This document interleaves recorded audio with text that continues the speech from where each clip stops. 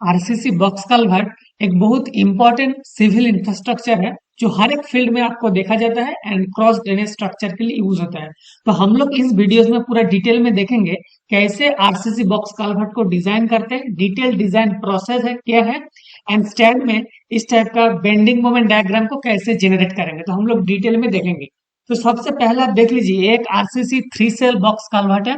इसको बोलते हैं टॉप स्लैब, एंड ये हो गया आपका साइड वॉल और आउटर वॉल, एंड ये हो गया आपका इंटरमीडिएट वॉल। ओके, नीचे जो रहेगा इसको बोलते हैं बॉटम स्लैब।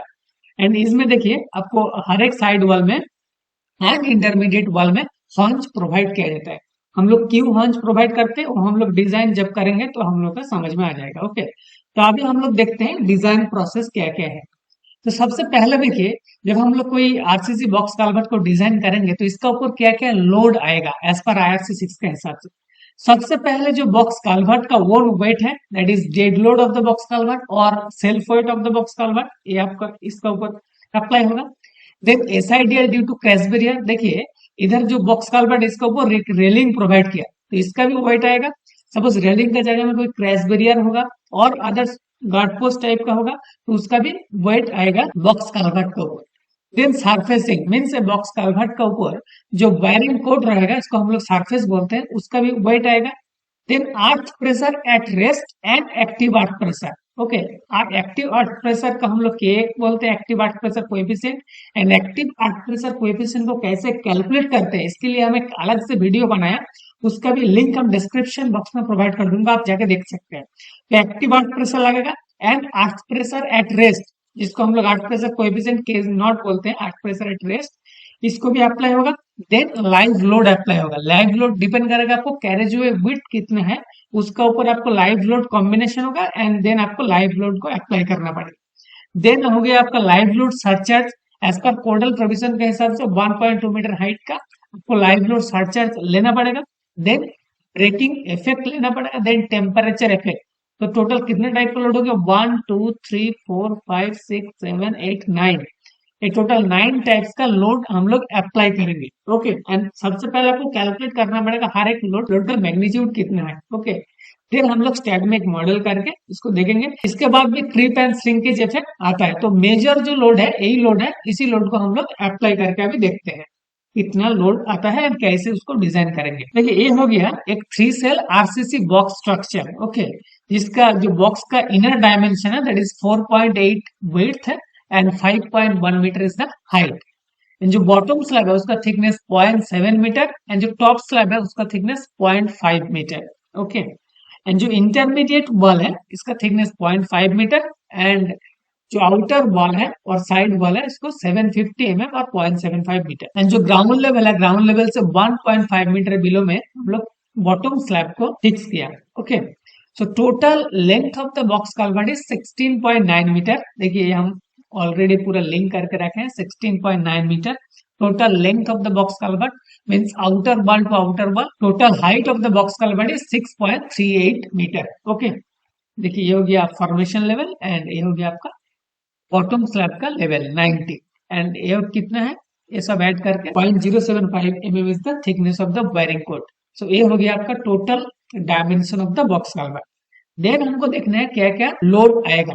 सबसे पहले देखिए जो लोड आएगा, नंबर 1 में लोड आएगा सेल्फ वेट। सेल्फ वेट हम लोग स्टैंड में अप्लाई कर देंगे। नेक्स्ट जो लोड आएगा that is SIDL, super imposed dead load due to crash barrier. तो आपका केस में रेलिंग है तो रेलिंग का लोड लेना पड़ेगा एंड क्रैश बैरियर है तो क्रैश बैरियर का लोड लेना पड़ेगा। जनरली क्रैश बैरियर का लोड 0.8 टन पर मीटर और 8 किलो न्यूटन पर मीटर होता है। देन सरफेसिंग वायरिंग कोड के लिए, देखिए वायरिंग कोड के लिए कितना है, वायरिंग कोड का थिकनेस इज 75 mm। देखिए 75 से लिंक करके है 75 और 0.075 metre into 22 is the unit weight of the wearing coat that is 22, जो हो गया 1.65 kilo newton per metre. This is the dead load UDL जो हम लोग स्टैंड में अप्लाई करेंगे ड्यू टू सरफेसिंग और wearing coat. Then earth pressure at rest हम लोग कंसिडर किया, जो बैकफिल मटेरियल है उसका value is 30 degree angle of internal friction. Then earth pressure at rest का कोएफिशिएंट के नॉट 0.5 है for 30 degree angle of internal friction के लिए। तो अर्थ प्रेशर एट रेस्ट होगा K naught gamma into h that is 57.38 kilo newton per metre.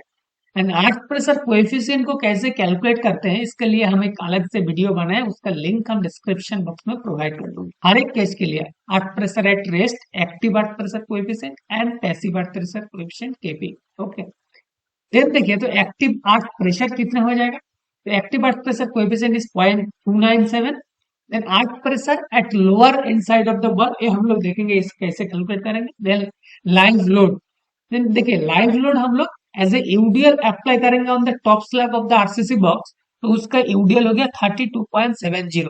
32.70 कैसे आया, इसके लिए आपको सबसे पहले आईआरसी 112 को एक बार देखना पड़ेगा। ये हो गया आपका आईआरसी 112। देखिए लाइव लोड को हम लोग एज ए यूडीएल जब अप्लाई करेंगे तो उसके लिए आपको बी इफेक्टिव को कैलकुलेट करना पड़ेगा। बी इफेक्टिव का फॉर्मूला दिया है, b effective is equal to alpha into a into 1 minus A by L naught plus B1. BEF is the effective width of the slab on which the loads act. L naught is the effective span. A is the distance of the center of gravity to the concentrated load from the nearer support. Okay. And आपका B1 the breadth of the concentrated area of the load, जो भी tyre का dimension होगा उसको आपको लेना है as per IRC 6 का हिसाब से। देखिए एज पर IRC 6 में पूरा डिटेल में दिया है, क्लास ए एंड 7 टीयर व्हीकल का जो व्हील स्पेसिफिकेशन है इसमें पूरा मेंशन किया है। ओके, आपको 860 है 7 टीयर के लिए। ओके, तो इसमें आपको इसी का हिसाब से आपको लेना पड़ेगा, बी इफेक्टिव सबसे पहले कैलकुलेट करना पड़ेगा। देन देखिए आपको b by l naught ratio के लिए, b by l naught ratio के लिए आपको अल्फा दिया है for simply supported slab and for continuous slab. तो इसी का अकॉर्डिंगली आपको सबसे पहले लाइव लोड को कैलकुलेट करना पड़ेगा। ओके,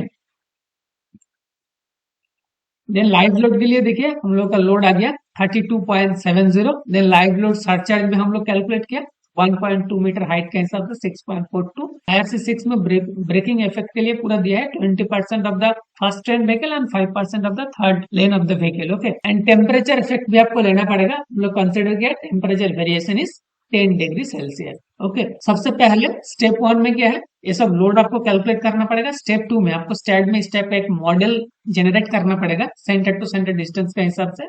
इसमें हम लोग हॉन्च भी कंसिडर किया 200 इंटू 200 mm। ओके, तो सबसे पहले हम लोग अभी स्टैट में एक मॉडल करते हैं, देन ये सब लोड को अप्लाई करें। स्टैट में हम ऑलरेडी सिमिलर टाइप का एक मॉडल करके रखे हैं जिसका डायमेंशन सेम है। ओके, इसमें देखिए इसका डायमेंशन एक बार देख लीजिए, जियोमेट्री में जाके प्रॉपर्टीज देखिए, this is the dimension of the top slab. Top slab का डायमेंशन 0.5 मीटर इंटू 1 मीटर, हम लोग 1 मीटर विड्थ कंसिडर किया।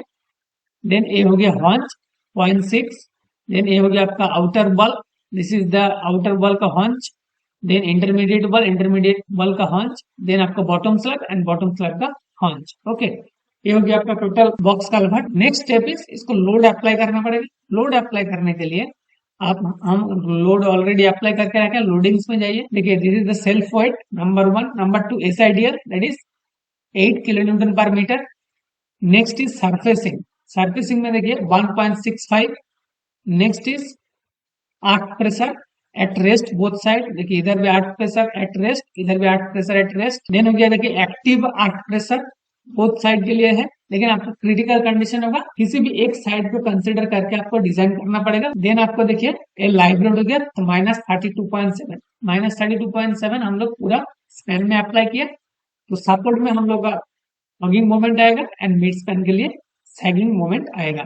देन ये हो गया आपका live load surcharge, this is the live load surcharge. Then ये हो गया आपका ब्रेकिंग इफेक्ट, देखिए बोथ साइड में हम लोग ब्रेकिंग इफेक्ट कंसिडर किया। Next temperature effect, temperature effect देखिए टेम्परेचर टॉप स्लैब एंड जो वर्टिकल बॉल है इसका बीच में दिया, बॉटम स्लैब में तो टेम्परेचर इफेक्ट नहीं आता है, कोई भी टेम्परेचर डिफेक्ट नहीं है। तो इसके लिए देखिए आपको टेम्परेचर जब इफेक्ट लेंगे तो तीनों इफेक्ट आपको लेना है, differential from top to bottom and temperature change for axial elongation and temperature differential from side to side. ये तीनों लोड लेके आपको टेम्परेचर को कंसिडर करना चाहिए। इक्वलेस कॉम्बिनेशन को हम लोग लिया एज पर IRC 6 का हिसाब से। ओके, हम लोग एक ही कॉम्बिनेशन लिया, लेकिन आपको एज पर IRC 6 के हिसाब से डिफरेंट डिफरेंट कॉम्बिनेशन भी लेना चाहिए एंड उसी का हिसाब जो मैक्सिमम मोमेंट रहेगा उसी को लेकर के डिजाइन करना चाहिए। अभी हम लोग देखते हैं share portion bending moment diagram किस टाइप का है। तो इसके लिए सबसे पहले आपको एनालिसिस एंड रन करना पड़ेगा।